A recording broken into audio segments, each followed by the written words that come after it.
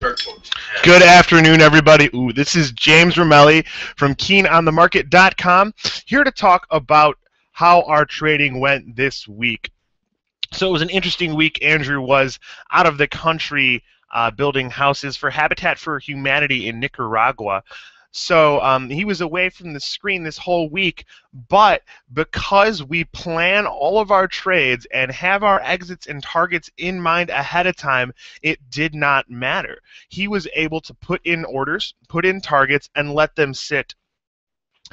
And once those levels were hit, he took exits. Here I have a chart of BWP. This was far and away our most profitable position of the week. We see three huge up days here in BWP, and today the stock came off a little bit.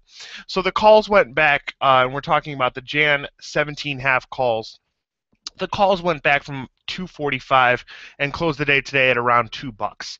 Now, this was a move lower here, and because Andrew was long so many of them, he did take some losses, but not nearly as much as he would have if he would have held onto them through this, would have held onto the whole position through this morning. Sold 100 lot yesterday at 245.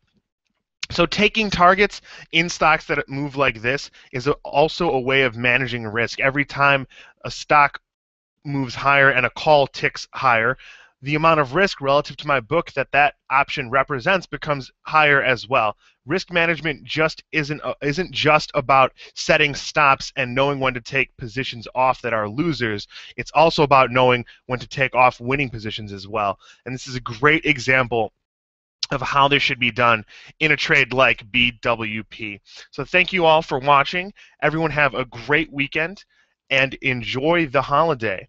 We will see you all next week. Once again, this has been James from KeenOnTheMarket.com. Everyone have a great evening and happy trading.